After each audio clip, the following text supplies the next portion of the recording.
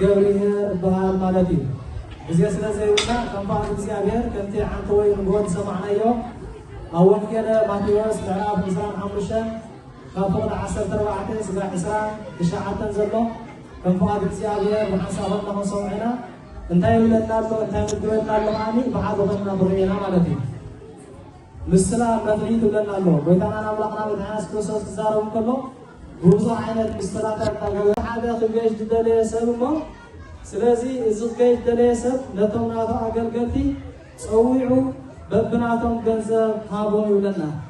ነፍሲ ወከፎም ከከም ዓቕቦም ንሓደ 5 መክሊት ነቲ ካልኣይ 2 ነቲ ሳልሳይ ካኒ 1 መክሊት ይብዎ እስማዕና اسمعنا ስለዚህ ነቲ ሓደ 5 መክሊት ይብዎ ነቲ ሓደ ካኒ 2 ይብዎ ነቲ ሓደ ይብዎ 1 መክሊት ይብዎ ይብለና ኣሎ እዚ ምስላዚ ክገይ ዝደለየ ሰብኣይ ኢሉ ይዛረብ ኣሎ ማለት እዩ ስለዚህ ከምኡ ድማ እቲ በዓል እቲ ድሕሪ ነዊሕ እዋን ካኒ ጎይታ ነቶም ኣገልገልቱ ወይ ነቶም ዝሃቦም መፁ ምስኣቶም ክፀባፀብ ጀመረ እንታይ ገይሩ مسألة كتصابات جمرة لتحدى حمش ذهبه لتحدى غلطة ذهبه لتحدى حدا ذهبه موت كتصابات جمرة التحمش مكلي زتوهبه حمش نبي بصريح قويتاي إذا حمش ذهب كان حمش توصيله يوم كان لغيره إذا كل تقاني أنا قويتاي لتكل ذهب كان كل توصيله 4 كيرين زي مزل لغو إلغام تزاريبه مالتي قويتا دماء صفور حتى حيوان أمور من عجلالي روح التعليم كهامو أبوزور كشمكاي أوتو نازوي تها يلغاني تزاري بو مالتي روح التعليم كهامو روح التعليم كهامو بوزور نازوي لو كشمكاي لو مالتي التغلط تحمل الشاز توهابو بخمسة عينة توهابو بيسون التحدي توهابو غاني دايلو غويتا لتحت لكي توهابو غويتاي لسراسي بيزرع خيو تعصب بأكم خيو بأكم بيزرع خيو تأكل مواقع سلاسي فلد إنت دهاو كان حنت مغليك عقمت غبيرات عليها سلاسي إنك مغليك كايلوغاني مرة صلي لنا مالك سلاسي انت يغلها لنا دلي بزعلة تزي حمش مغلي زتوهابه كلت مغلي تتوهابه حدا مغلي تتوهابه إلي نغلنا له إذن السلاسي أولاد بجنزب تتواعو سراب جيرو مستلاب جيرو ينقلنا له بدا كريستيان نقل بستفاد لعانة مستلاتات جيران نقلنا بتوفيدنا بروودي أبقزو أبقى سفرانا يبو نايسكرو بوزا حافتهم زنورا نقلقل نتزنورا تسكاس لزي فلطو نتزنورا مكريس لزي فلطو كاوغزو وصحاني انتابنا نتموكريتو خاندفة بمستلاب جيرو ينقلنا كمونا عصر تتناقل تدايلنا مسلاس لزغله تنحمشة تدالين እግዚአብሔር አምላክ ተረከባል ተንሐምሸሃኒ መክሪተን ከይተጠቀማሉ ጸሪህን ድጠፋሞ አቅም እግዚአብሔር አምላክ ካኒ ተሐፈራ ይነግረና ማለት ነው ቆሙና ወንጌል ማቴዎስ ተበልሽና ዘርአይ ክብርን ኮሎ እቲ ዘሪ አበይ ተዘሪው እቲ ዘርአይ ከመኒ እቲ ተቀባል ዘርአይ ዘረ ከመኒ እንዳበለ በብዙ ምስራታት እንዳገበረ ቤተክርስቲያንና ትመረና ማለት ነው ስለዚህ እንጂ እዛ 5 ተዋይደሎ ከንፋት እግዚአብሔር ነው ማዓት ንሪየ ዘለና 5 መክሊት ተዋይለን ደሎ አቦታትና ጳጳሳት በድህሬ ኤጲስቆጶሳት ናወሉ በድህሬ ካህናት ናወሉ ዲያቆናት ናወሉ ናብዝቶም ካለ ተዋይለን ደሎ ካህናት አቦታትና እዝሎም ማዓት ተአኪና ዘለና ካህናት ተአኪና ዘለና አብዳሴ ተአኪና ዘለና እዞ ታዜ ስፍራ ከሎ ሓደ ዲያቆን ጥራይ ምስካላይ ነው ኮይኑ ሰራ አይኮነም አቦታት ካህናት ደይሁሉ አቦታት ደቅፍሶ አቦታት ደአጥሮ አቦታት ናብዝመጽው ሽጉ ደሙ ደይሁሉ እንደታፈዩ ተማውናት ስለዚህ በዚህ ምክንያት ቃሊ መክሊቶም ይጥቆሙ ነው ማለት ነው የተሐደ መክሊት ተባል ደልኻኒ ለዲያቆን አይወክል ለምእመን አይወክል ለኻና አይወክል መክሊት ደይሁሉ ምዝሆነ ሓደ ካህን እንደዳ ለኻና ለህዝቡ ደይወርበዩ ናቤተ ክርስቲያን ወጪ ሰዓቱ ወዳሲ ሰሪዕ ተዳቆሱ ቆዋን ደይቆሩ ኮይኑ መክሊት ሐሚል ማለት ነው ሓደ ዲያቆን ኮይኑ አብዝሎት አቦታት ካህናት ተወሎ ከሱ እንዳበለ እንዳተቀበለ ተደይ ተማይሩ አብዝ ቤተ ክርስቲያን ወጪ ተደይ ገልቢሩ መክሊቱ አልተጠቀመሉ ምእመናን ናህና መክሊት አለና ማለት ነው። ናህና እንታያለና ናህና መክሊት አለና በውሕድ ቤተክርስቲያን ላይ ጽዋዕና አላ ቤተክርስቲያን ደቆሆም እቲ ብምእስነቱ ከሎ ትርጉበለ መንገድ ተዛሪኻዮ እዚ ህፃን እዚ ካብ ኣይከለቅቕን እሞ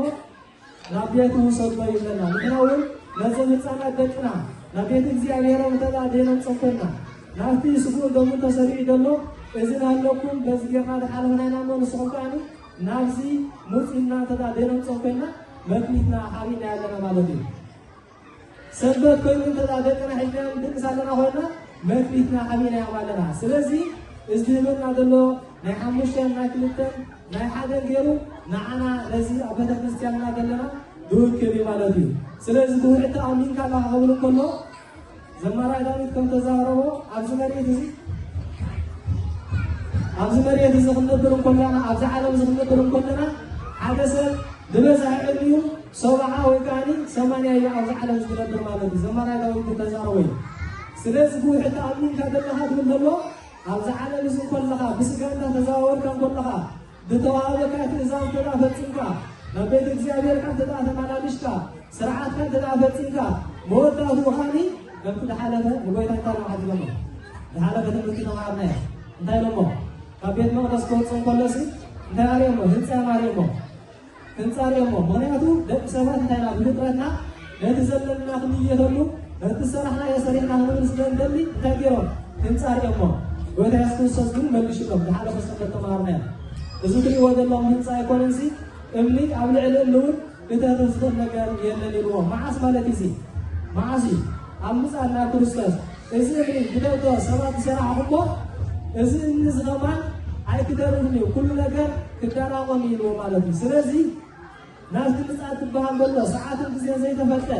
ኣብዚ ሕጂ ዘለና ዕለት መክሊትና እንትደኣ ተጠቀምናሉ ናብኡ ክንበፅሕ ኣይንኽእል ኢና። ጎይታ ኢየሱስ ክርስቶስ ኣብ ዝመፃሉ መርዓዊ ኮይኑ ቤቱ ኣብ ትሕፀወሉ ንሕተተላ መክሊትካ ተጠቂምካሉ ዶ ትብል ፈተያ ትመፅእ። ስለዚ ከምቶም 5-2 ዝተጠቀሙ መክሊቶም ከምኦም ክንጥቀም ናይ እግዚኣብሔር ኣምላኽ ሰናይ ፈቃድ ይኹነና። እቲ በዓል ሓደ መክሊት ተባሂሉ ዘሎ ካብ እግዚኣብሔር ኣምላኽ ዝረሓቐ እዩ። እቲ በዓል መክሊት ተባሂሉ ዘሎ ሓይሊ እንዳሃለዎ ከሎ ናብ ቤተ እግዚኣብሔር ኣምላኽ ንኸይመፅእ ብትህኪት ስጋ ዝደቀሰ እዩ። እቲ በዓል ሓደ መክሊት ተባሂሉ ዘሎ ስነ ምግባር ዝበሃል ዘይብሉ እዩ። እቶም ካልእ ግን ንእግዚአብሔር ኣምላኽ በትናቶም ዓቕሚ ዘገልገሉ ንእግዚአብሔር ኣምላኽ በትናቶም ዓቕሚ ዝመሃሩን ተስተማሃሩን ስለዝኾኑ 5-2 ተረኺቦም ኣለዉ። ስለዚ እግዚአብሔር ኣምላኽ ክንከውን ናብ ሰናይ ፈቃድ ይኹነና። ብውሕቲ ኣሚንካ ትበሃል ዘሎ ኣብዚ ዓለም እዚ እዩ። ስለዚ ብብዙሕ ክሸመካ እየ እቶ ናብቲ ሓጎስ ዝኾነ ጎይታኻ እዚ ማለት ከዓኒ ናብቲ ናይ ዘለኣለም ዝኾነ ጎይታናን ኣምላኽናን መድሓኒና ኢየሱስ ክርስቶስ ኣዳሊና ዘሎ ስፍራ ናብኡ እቶ ናይ ዘለኣለም ደይውጦ ማለት እዩ። እዚ ውሕድ ተባሂሉ ዘሎ ኣብዚ ዓለም እዚ እንከለና ናይዚ ዓለም እዚ ውሕድ እዩ። ሓደ ሰብ እንተገበረልካ ፅባሕ ንጎኻ ክትገብረሉ ፅበየካ፣ ሓደ ሰብ እንተሃበካ ፅባሕ ንጎ ክትህበይ ፅበየካ። ጎይታ ኢየሱስ ክርስቶስ ግን ከምኡ ይኮነ መዋእልካ ኣብ ሓጢአት ጌርካ በታ ናይ ሓንቲ መዓልቲ ተዓሪቑ ናይ ዘለኣለም ሓጎስ ክህበካ ዝኽእል ጎይታ እዩ ማለት እዩ። ስለዚ እቲ በዓል ሓደ ተባሂሉ ዘሎ ግን ንስኻ ገባሪ እከ ኢኻ፣ ንስኻ ገባሪ ኮፍሪ ኢኻ፣ ትእዛዛት ኣይሰማዕኻን፣ ኣብዚ መሬት እዚ እንከለኻ ኩሉ ነገር ኣይፈፀምካን። ስለዚ እስኻ እውን ምሕርቅንቃብ ስምኾንካ እቶ ይልቃኒ ናብቲ ንዓና ዘይተዋሃበ ነቶም ካብዚ ምግባር ዝወፅኦም ዘለዉ ካብቶም 2-3 ምግባር ወፅኦም ዘለዉ ዝተዋሃቦ ቦታ ናብኡ ከምዝኣተወኻ ንርኢ ማለት እዩ። እግዚአብሔር ኣምላኽና ካብቶም 2-5 ዘለዎ ከናኽብልከል ናይ እግዚአብሔር ኣምላኽ ሰናይ ፈቃድ ይኹነና። እፅቕ ኣቢልና ካብዚ ምስሊ ንሪኦ እዚ ክኸውን እንከሎ ገንዘብ ኢሉ ምስራናሎ መዓልቲ ብዛዕባ ገንዘብ እዩ ዝዛረበና ዘሎ። ገንዘብ ክንብል እንከለና ገንዘብ መሰረታዊ ዝኾነ ናይ ሰው ሓጢአት ክኸውን ይኽእል እዩ እንተዳ ንሰናይ ነገር ተተበገስካሉ። ገንዘብ ክንብል እንከለና ከዓ ገንዘብ ከዓኒ ንመንግስቲ ኣምላኽ ከውርሰካ ዝኽእል ብስነ ምግባር ኮይኑ ከዓኒ ንእግዚአብሔር ኣምላኽ ከራኸበልካ ዝኽእል መንገድታ ከዓ ክፍጠር ይኽእል እዩ። ኣብ መልእክተ ጳውሎስ ናብ ሰብኣ ጢሞቴዎስ ኣብ ቀዳማይ ክዛረቡ ከሎ ኣብ ምዕራፍ 6 ካብ ፍቕዲ 3 እሱ ከዓኒ ከምዚ እንዳለ ይዛረብ ብዛዕባ ፍቕሪ ገንዘብ ይዛረበና ኣሎ ማለት እዩ። ሓደ ሰብ ምስቲ ሓቀኛ ዝኾነ ቃል ጎይታ ኢየሱስ ክርስቶስ ምስቲ መንፈሳዊ ትምህርቲ ዘይሰማማዕ ጉቡይ ትምህርቲ እንተመሃረ ንሱ ብጥዕሚ ዝተረፍሐ ሓንቲ ዘይፈልጥ ሰብ ይልዎ ሓደ ሰብ ኢልና ንሰማዕ ኣለና ዶ كنستوعب نزقطان حدا نجارات الله على سر استحقني أزبنا أربعة يا كريستوس مستمر تصاوت مرت زي سامع بقولي تمرتي أنت مهارة مصيبة عديس تنافع حتى زي فلسفي لنا له رأيي أنا أبغى نستوعب نزقطانا بدأ كريستيانا كيف يستدلنا زيادة كلنا إذا عطينا خصمنا تديدنا كلنا قرنا فوق نقول بدأ كريستيانا كيف يستدلنا ده قول لنا لا بيت سرحلي بيت نايمن بيت أول ولد المفسد كسر بيت سرحلي لا بيت أنا بدأ أنا أسكت ساز ما حدا رزقهم بيت كبر لي يملنا له لكن ده سمعنا قولنا دين سمع زلنا وزحاتنا سلز لزق على زغاني لا تكوي تمرتز مورو كوي تمرتز مورو لنا نقوله كازوة كريستيان زوجنا وزحنا كوي تمرتز وعلا تاكلنا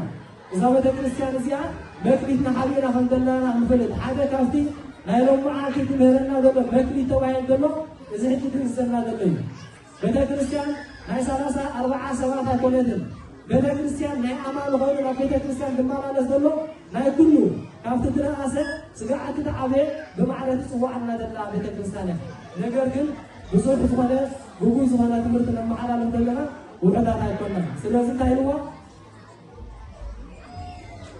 نصو بتعبيز الثلاثة حتى زي ثلاثين نصو نايك التعل ويقال ورسويته دماء حمام سلازفانة إذا سامسي حمام يلي تزاري والله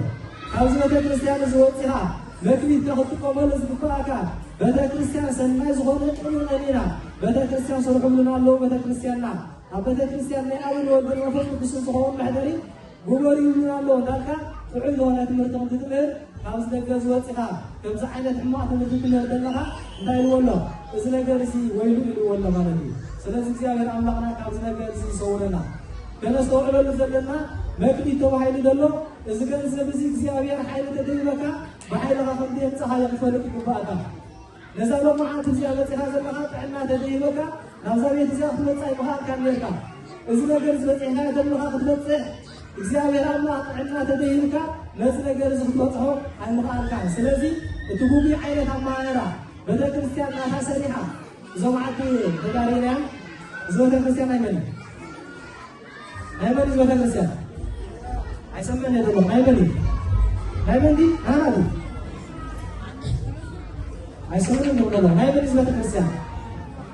نانا يقول نايسويسي إذا سوا زيادة ممكن مقليتهم قبلهم دلوا في بلد كفانا نحن أبجزنا فقالنا أبدا كريستياننا أبتاوتنا مقلينا تتكلمنا بوتانا أنا بسرعنا نستطيع بوتا سريع منا زيادة العوض كبري هبوا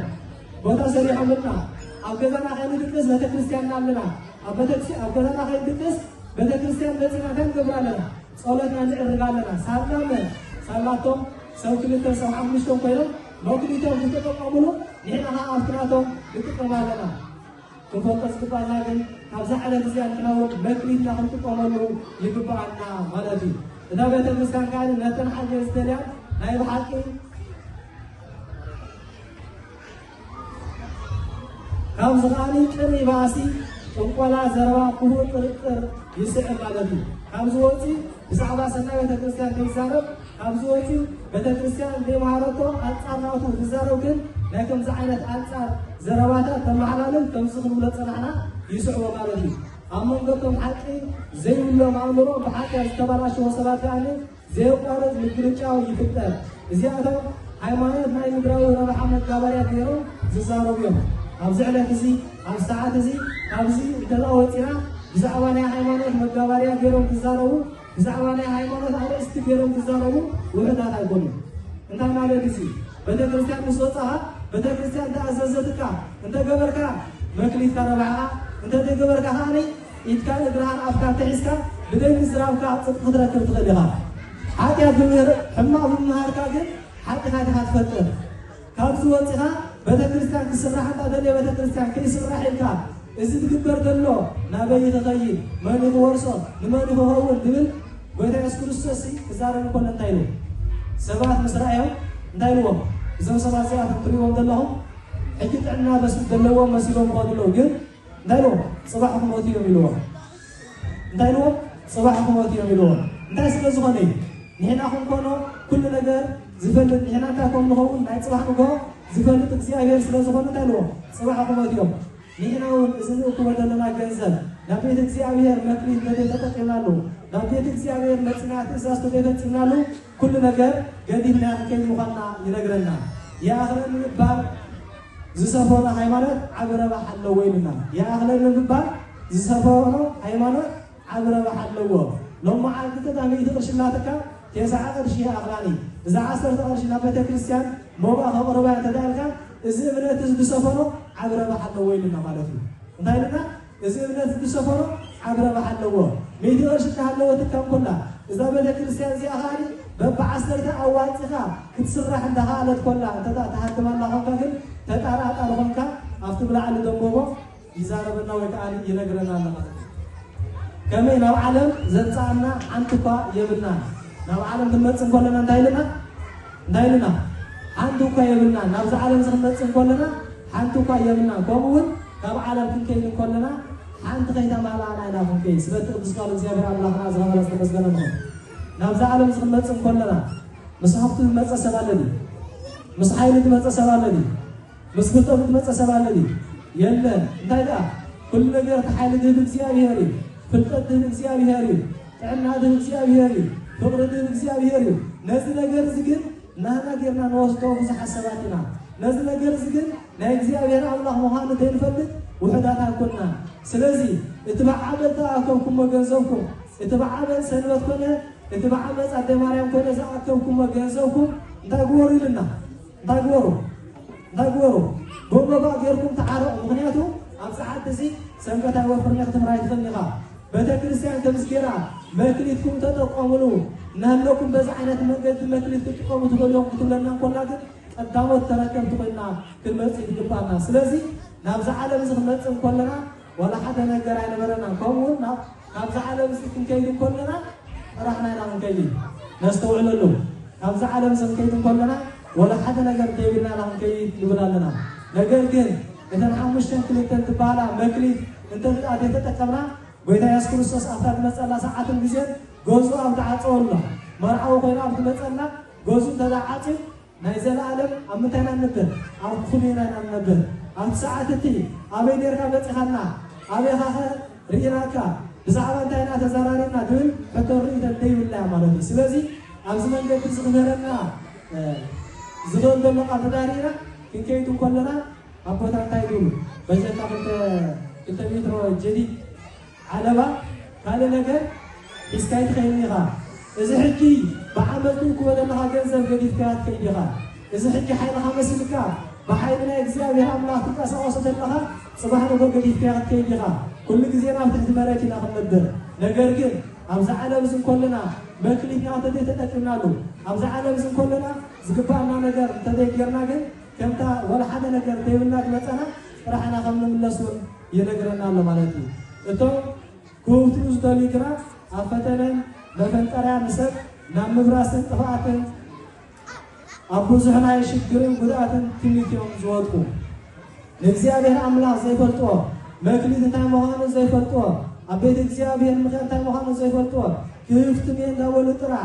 ኣብ ዓመት ሓንቲ ጊዜ እሳኸማን እድለኛታት ተዳኾኖም ንቤተ ክርስቲያን ክመውፁ ሰባት ክፍትም የአምባት ጥራይ ለእግዚአብሔር አምላክ ረስቲዖም ዝነብሩ እግዚአብሔርን ክርስቶስ ምዃኑ ይነግረናል ስለዚህ ታይብለናል ክፍትም የኽትምን እንኮለኻ በኃይል እግዚአብሔር አምላክ ከም ትፍትም ትፈልጣለካ መክሊት ክቦም ከሎ በሓሙሽተን ክልተን ሓደ ይልሎ ልዕሊ ዓቕሞ ክቦም ስለዘይደለይ ዓሰርተ ሽሕ መሃቦም ነይሩ ከም ማሓድሮ ወገን ኣይክእልን እዮም ንሕና እውን ልዕሊ ዓቕምና ዝኾነ ሃፍቲ ከነመሓድረሉ ኣብዚ ንኽእል ደረጃ እንተበፂሕና ንእግዚአብሔር አምላክ ረስቲዕና ከም ዘለና ይነግረና ስለዚህ እዞም ሰባት እዚኣቶም ኣብ ሽግርን ኣብ መከራን ኣብ ቅሳነ ዘይብሉ ህይወትን ብዛዕባ ፅባሕ ንጎ ኣበይ ከይደ ገንዘብ ዓሚፀ ከምፅየ ወላ እውን ኣይተዓምፅ እትትወፍሮ ዘለኻ እዕሩኽ ተደጌርካሉ እትትወፍሮ ዘለኻ መክሊት ተደጌርካሉ ግን ኣብ ሽግር ጥራሕ ኣትነብር ሙሉእ ለይቲ ምስ ገንዘብ ክትቆፅር ሙሉእ ለይቲ ገንዘብ ክትሓስብ ሙሉእ ለይቲ ፅባሕ ንጎታ ይኽገብሮ ገንዘብ ክትብል እግዚአብሔር አምላክ ኣብታ ዘይትፈቀድ ሰዓትን ጊዜ መፁ በማበልካ ይኸይድ ማለት እዩ ስለዚህ እግዚአብሔር አምላክና አፍታት ለጸላ ድሏት ኮና ከንጸነ መክሊትና በትዝግባና እንዳተጠቀምና ከንጸነ ሰማይ ማለ እግዚአብሔር ይግናና ፍቅር ገንዘብ ስርዓት ክፋት ይልዎ ፍቅር ገንዘብ ታይልዎ فقر جنزب تايلو سرعة يا كفاتي فقر جنزب نسبت تفكر سبت دعوه لا حتى كما ينال بالهجي بس فقر زي لإግዚአብሔር አምላክ ዘይፈልግ نبيت እግዚአብሔር كمتصم كلها بس على جنزب راح نبدأ تزارو كنكا جنزب كا جزا ده خسرعه فلاسو ده خسرعه ماكينة ده خدجوزه بس على زي راح نبدأ هذا جنزب كا إذا ده حسب كان كلها እግዚአብሔር موت نبدأ وسيلك إذا نجرزي نعخا نفعل كله بخمس عائلة جنزب ده أكيو كيو مثلي كان ده كتير إمكانه ندوتهم وين تدعيمك ندعرهم تدعخدك نبيت እግዚአብሔር መጽሐፍ ተዳኒ ታቦት ሰሪሕካ ነዋያትና ቤተ ክርስቲያን ተታገዚኻ ግን መክሊት ካስ ለተጠቅምካ ለለኻ እግዚአብሔር ከአን እንታይ ገብረካ ኣብቲ ዘይውዳ ዝኾነ ናይ ሓጎስ ዝኾነ ቤቱ ንዓወደይኻ ንዕጓለይኺ ንዑ ምሳይኹም ዝለኻለ ይቕበለና ማለት እዩ ስለዚ እንታይ ድሞ ገሊኦም ብህርፋን ገንዘብ ክረኽቡ ክብሉ ካብ እምነት ዘንበሉ ናብ ርእሶምን ብዙሕ ስቓይ ያምፁ እንታይ ድሞ ካብ እምነት ዘንበሉ ኣብዚ ሰዓት ዘኒሕና ሓንቲ ማኪናሲ ማኪና ሓንቲ ምስ ተወጣጣት ኸይድ ማኪና ኣላዶ ምስ ደመርክያ ትኸይድ ኣለዋ እንዲና ምስ ደመርክያ ትኸይድ ማኪና ንፈልጠን እንዲና ስለዚ እቲ ናቱ ሓይሊ እቲ መንገዲ መንቀሳቐሲ ኣበይ ዘሎ ኣብ ቅድሚት እዩ ዘሎ እቲ ሞተር እቲ ማእኸል ዘሎ መፈላለየ ኸዓኒ ይፍለ እዩ ትማልኦ እንተደለኻ ትማልኦ ክትገድፎ ተደለኻ ትገድፎ ኣባና ሕጂ እንታይ ኮይና ኣላ እታ እምነት ትበሃል ኣብ ስድራና ዘፅንሑና እምነት ሒዝና ንኸይድ ኣለና ኣባና ደላ እምነት እንታይ ኮይና ኣላ ተጎሲሳ ጥራሕ ትኸይድ ደላ ብዛዕባ እምነት ሓዲድካ ንሓደ ብዛዕባ ሃይማኖት ሓዲድካ ንሓደ ናይ ስድርኡ ምዃና ጥራሕ ይነግረካ እምበር ኣብዚ እምነት እዚ ክገብሮ ዝግባአካ ኣብዚ እምነት እዚ ከመሓድረ ዝግብኦ ነገራት ኣይነግረካን እዩ ስለዚ ንሕና ከምታ ተጎሲሳ ትኸይድ ደላ ብእምነት ናይታ ቀዳመይቲ ዲና ንኸውን ዘለና ወላ ብልክዕ ፈሊጥና ኢና ናብ ቤተ ክርስቲያን ንመፅእ ዘለና ናብ ቤተ ክርስቲያን ፈሊጥና ንመፅእ ኣለና እንተዳ ኮይና መክሊትና ተጠቂምና ንዘለኣለም ዝኸውን ክንገብር ይግባአና ብእምነት ጥራሕ ንመፅእ ኣለና እንተዳ ኮይና ግን እምነት ጥራሕ በይና ክተድሕነና ኣይትኽእልናን እምነት ጥራሕ ተድሕነና እንተትኸውን ኔራ ኣሚን ናብ ገዛና ብደቀስና ኔርና ኣይንመፀናን ነገር ግን እምነት ጥራሕ በይና ስለ ዘይተድሕነና እንታይ ክንገብር ኣለና ግብሪ ክንሕውሰሉ ይግባአና ስድራ እግዚአብሔር ቤት ስርሑለይ ክብለና ኩሎ ቤተ ክርስቲያን ቤት ግበሩለይ ክብለና ኩሎ ቤተ ክርስቲያን ከምታ ዓንተ ያቐልጥን ቢልና ዝገበርናዮ ኣብዛ ዕለት እዚኣ ክንደይ ሰባት ተኣኪብና ኣለና ልዕሊ 300 ንኸውን ሰባት ተኣኪብና ኣለና ኣብ ቤተ ክርስቲያን ዝኸፍሉ ዘለዉ ሰባት ከ ንሕና ንፈልጠን ኢና ሰባ ካብ ጉባኤ ገዙ ዝፈልጥዎ ማለት እዩ ነገር ግን ስጋዕሎ ምኸማ ክንፀንሕ ኣይግባአናን ነይሩ ስጋዕሎ ክንፀንሕ ገይርና ዘሎ ምክንያት ግን በዛ ሎማዓቲ ተኣኪብና ዘለና ሓንቲ ቤተ ቅርሺ እንተዳውፅና ኸይና ብዛ ቅዳሴ እዚኣ ነፍሲ ወከፍ ቅዳሴ እንተሃለወትሉ ክንደይ ተኣኪቡለ ገንዘብ ስለዚ ንሕና ግን እዚ ነገር እዚ ክንገብር ኣይኮንናን ነቶም ንቤት እግዚኣብሔር ኣምላኽ ክሰርሑ ኢሎም ዝንቀሳቐስ ዘለዉ ነቶም ንቤት እግዚኣብሔር ኣምላኽ መሕደሪ ኣብን ወልድን ክኸውን ዝደልዩ ዘለዉ ሰባት ከማ ብዙሕ ዕንቅፋት እናገበርና ኢና ነውድቖም ዘለና ስለዚ ካብዚ ዕንቅፋት እዚ ክንጥንቅቕ ይግባአና ከምታ ወንጌለ ማቴዎስ ዝበሎ ሰባት ሲሉና ካብ መስሓቲ ሰብ ንኸውን መጥሓን እዚ ዓብ እምኒ ኣሲርካ ኣብ ክሳድ ኣድጋ ኣሲርካ ኣብ ባሕሪ ጥሕሎ ይብለና እግዚኣብሔር ካብዚ ይሰውረና ኣብ ምንታይ ጥሕሎ ኣብ ባሕሪ ጥሕሎ ንኸይወፅእ ወፂኻ በልሽ ካልእ ቫይረስ ክከውን ናይቲ መሬት ማለት እዩ እንተዳ ወፂኻ ላይ ግዜው ታገብር እዩ ሰባት ክስሕት እዩ ስለዚ ስድራ እግዚኣብሔር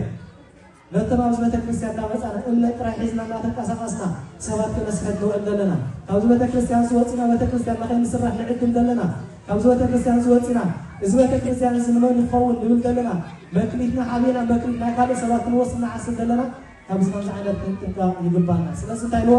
ንስኻ ግን ኣንታ ናይ ኣምላኽ ሰብ ኢልዎ ንናይ ኣምላኽ ሰብ ክዘራረብ ከሎ እንታይ ኢልዎ ንስኻ ግን ኣንታ ናይ ኣምላኽ ሰብ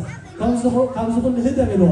ኣንታ ናይ ኣምላኽ ሰብ ኣንታ መባእ ትኸፍል ዘለኻ ኣንታ ቤተ እግዚኣብሔር ክስራሕ ትኸፍል ዘለኻ ካብዞም ከምዚኦም ዓይነት ድምሁር ሰባት እንታይ ግበር ኢልዎ ህደም ኢልዎ ርሓቕ ኢልዎ ምክንያቱ ግብርኻ ግብርናቶም ኣይከድሕነካን እዩ ካብዞም ከምዚኦም ዓይነት ሰባት ርሓቕ እስኻ ናይ ኣምላኽ ሰብ ኢኻ ኢልዎ ደድሕሪ ጽድቅን መንፈሳውነትን እምነትን ፍቕርን ትዕግስትን ሕያውነትን ሰዓብ ደድሕሪ እንታይ ኢልዎ ደድሕሪ ፍቕርን ሕያውነትን ሰላምን ዝዓብለሎ ሰዓብ ናትካ እዚ ኢልዎ ስለዚ ቤተ ክርስቲያን ትምህረና ዘለና እንታይ እያ ፍቕርን ሕያውነትን ድሕነትን ኣብ ቤተ ክርስቲያን ምዃኑ መክሊትና ተጠቂምና ከዓኒ እግዚአብሔር ኣምላኽ ኣብቲ ናይ ሓጎስ ዝበሎ ምስቶም ናይ 5 ናይ 2 መክሊት ተባሂሎም ዘለዉ ከስፍረና ምዃኑ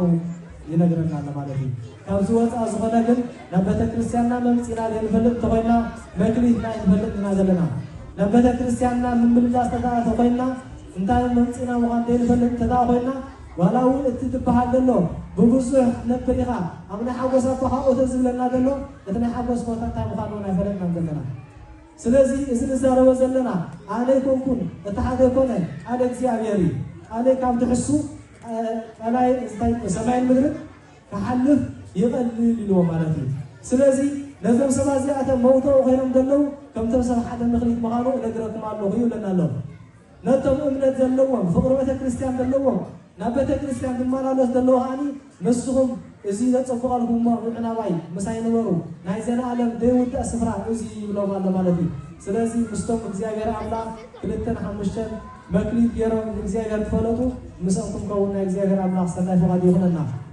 እግዚአብሔር አምላክና ክመረና ከሎ ከተቀደመ ዝበልኮ በስተፋላለ ምስራታት ታገበረ በስተፋላለ ፍርቃና ዝብል ነገራት ታገበረ ይተረናሞ ነና ሃኒ መዝለገር እዚ ሰማዕት ሆና ደቆና ተግበር ተፈና ከይ እግዚአብሔር አምላክ ሰናይ ፈቃድ ይሁንና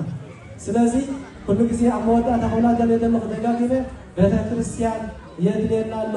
ከምቲ እዞም ዓዲ መክሊታው ተጠቂሞም ለዘለው በቸም ነፍስ ወከም አሰደይ ብላ ሸሃባሽ ያቀበጠ ገዛሰብ የለም አቀዲ አሰብ ሸሃባሽ ደብሉ ገዛለው አለ የለም አለ የለም አለ ማን አለ አለ የለ ስለዚህ ታይለናለው ሸሃባሽ ያቀበጠ ሰባመን ተጣቆይኑ ጽባህ ክትሞት ይኻለካለው ጽባህ አስክትሞት ይኻ ወይታ ኢየሱስ ክርስቶስ ለዛ አኪብ ካለለኻ ከይበላዕኻ ከይዲኻ ለስ ተሰርሕ ደለኻ ገዛ ከይሰፈርካ ከይዲኻ ጽሑፍ ይዚ እንፈልጠስ ግባና ስለዚህ እዚ ካብ ኮነ ናብዛ ቤተ ክርስቲያን እዚኣ ክመፂና ኣብ ተሓሰብ ኩላ እዛ ተዋሂባትና ዘላ እንታይ ኮነ ሒዝያ ደይመፅእ ስድራ እግዚአብሔር ቤተ ክርስቲያን ከይሰራሕና እዞም ኣብዚ ዲያቆናት ዝመሃሮን ዘለው ኣበዮም ክቅድሱ ቤተ ክርስቲያን ተዘይሰራሕና ኣበዮም ክቅድሱ እግዚአብሔር ሂብና ስጋ ሕጂ እዞም ንዓና ሂቦምና ዘለው መክሊቶም እንዳተጠቀሙ ሂቦምና ኣለው ቤተ ክርስቲያን እንዳተመላለስካ ዲያቆን ክኸውን ወድኻ እንዳምፃኻ ቤተ ክርስቲያን እንዳተመላለስካ ትምህርት ሰንበት ክኸውን ወድኻ እንዳምፃኻ ቤተ ክርስቲያን በፂኻ በዚ ዕለት እዚ ሕጂ ነፍሲ ወከፍ ክልተ ቆልዓ ሰለስተ ቆልዓ ቅዱስ ቁርባን ክወስዱና ምፅንያም ኣለና እዚ ቤተ ክርስቲያን እዚ መን ሰራሓልና ናብዚ ቤተ ክርስቲያን ሒዝና ንመፅ ዘለና ነዚ ቤተ ክርስቲያን እዚ መን ተዳለወልና መን ተተኸመልና እቶም መክሊት ተጠቀሙ ንሕና ከዓ ከምኦም ደኺምና መቸም እዞም ዓዲ ተዛሪኹሞም እዚ ቤተ ክርስቲያን እዚ መን ሰሪሕዎ ኣብ ሓጎታቶም ቅድሚኦም ዝነበሩ ሰሪሖሞም መን ክጥቀመሉ ኢሎም ደቆም ከተጠቂሞም እወ ደቂ ደቆም ኣይተጠቀሙን ነገር ግን መክሊቶም እቲ ናይ ዘለኣለም ዝኾነ መክሊት ሒዞም ከይዶም ኣለዉ ንሕና ከዓ ዝሰፈረ ይስፈሮ ዝተጠቀመ ይጠቀሞ ዝወረሰ ይውረሶ ኣብዚ ዓለም እዚ ፅባሕንዎ ኣይናትኩም እዩ ነዚ ክንሰርሕ ንሓስብ ዘለና እውን ኣይናህና ንገዲፍና ንኽንከይ ነገር ግን ቤት ስርሑለይ ስጋዕታ ዘለኹም ትነብረላ ቤት ስርሑለይ ንስኹም ሓለፍቲኹም ኣነ ግን ናይ ዘለኣለም ኣብዚ ምሳኹም ትነብር ደቲ ሓለፈ ወለዶ ደቲ መፀ ወለዶ በዚ ጌረ ናባኹም ነሰጋግር ቤት ስርሑለ የለን ኣሎ ስለዚ ቤት እግዚአብሔር ክሰርሕ ደይንኹም ተዳኾና ንምንታይ ደቁና ዲያቆናት ክምሃር ነምፆም ኣለና ነዛ ሚተ ቅርሺ እዚኣ ክፈሉ ተባሂልና ደይንኸፍል ተኾይና ንምንታይ ናብ ቤት እግዚአብሔር መፅና ቅዱስ ቁርባን ነውስዶም ኣለና ናብ ቤተ ክርስቲያን መፅና ትምህርቲ ሰንበት ክምሃር ደቁና ንሓስብ ኣለና ተኾይና ንምንታይ እዛ ሚት እዚኣ ደይንኸፍል ኣለና ነስተውዕለሉ ነገር ኣሎ ዶ ሓደ ካብቲ ጌጋ ንሰርሖ ዘለና ናብ ቤተ ክርስቲያን መምፅና ደይምፍላት እዩ መቸም ነፍሲ ወከፍ ዲያቆን ክኾነሉ ደይደሊ ምእመን የለን ትምህርቲ ሰንበት ክኾነሉ ውላዱ ደይደሊ ምእመን የለን ናብ ቤተ ክርስቲያን ተመሊሱ ሎመዓልቲ ክንደይ ሰባት ደቁም ንቤተ ክርስቲያን ምምፃእ ኣብዮም ሓሪቕኩም ትመፅኹም ኣለኹም ውሕዳት ኣይኮንኩምን ፍሉጥ ነገር እዩ ምክንያቱ ኣይመሃርናዮምን ቶም ደቅና መውባእ ሒዝና ክንመፅእ ከም ዘለና መውባእ ቤቶም ዝቕመጥ ደቅና ይመሃርናዮምን ናብ ቤተ እግዚአብሔር መፂና እዚ ስፍራ እዚ ናይ መን ምዃኑ ናይ ኣቦይ ቀሽን ናይ ዲያቆን ምዃኑ ጥራሕ ንፈልጡ ነገር ግን ኣይኮነን እዚ ስፍራ እዚ ናይ እግዚአብሔር እዩ ንሕና ከዓ ንጥቀመሉ ንሕና ከዓ ንነብረሉ ንሕና ከዓ ናይ ዘለኣለም ሂወት ንወርሰሉ ስፍራ ስለዝኾነ ደቅና ዲያቆናት ተነበሩ ከለና ምሳኻ ኣሰኒ ኢልና ክነምፃእ ዝግባአና ነገር ክንጉስጉስ ይግባአና ሰናይ ዝኾነ ጉስጎሳ ክንመሃር ሰናይ ዝኾነ ትዕድልቲ ክንምሮ ይግባአና ካብ ዝሓልፍ ተሪፉ ግን ደቅና ዲያቆናት ትመሃሩ ደቅና ትምህርቲ ሰንበት ትመሃሩ ደቅና ናብ ቤተ እግዚአብሔር ተመላለሱ ክኾኑ ካብ 110 እንዳደለና ግን كلام دعي أبغى شلون معه تجنسل بنالله تاكل بحسن إذا كريستيان زخنتا يقولنا إذا كريستيان زخن معسي من يوصفه سلسلة مع الدوالة سفرة بدي أجلس إزاي أملا لا تمدح لي دنور دلو بعد حيزو الله من يوصفه من يخلونه أنت يفهم دبر إزاي حيزو الله سلسلة إزاي ما كنت ناخذ قبل اللي جبارنا بزلوا معه كريستيان توجنا دلنا يسوع حليت لنا الله إزاي تزي كافت حدا مكلي لا لهم معلتي على استراز غنا يتقدم ما يدخله مكليتي لازم نقدر نقدر بدينا نتوقع نقدر بيت الكريستيان من سنة أين فلنا ذلنا مو زيادة الله أنا خلطهم عم بشكل كل التن سبكي كلهم بتراهم وهم كنا ثلاثينا نبيوت ثمانية الإسلام سنة يقول بيرنا مسوق نبنا زيادة الله سنة بقدرنا كم تيجي على حدا مكلي كلنا كنا زيادة الله كين رأى كاني زيادة كاو يسولنا زيادة الله ناس بعد ستجي على دستنا سلام ما هذا النام بجسسنا كيوري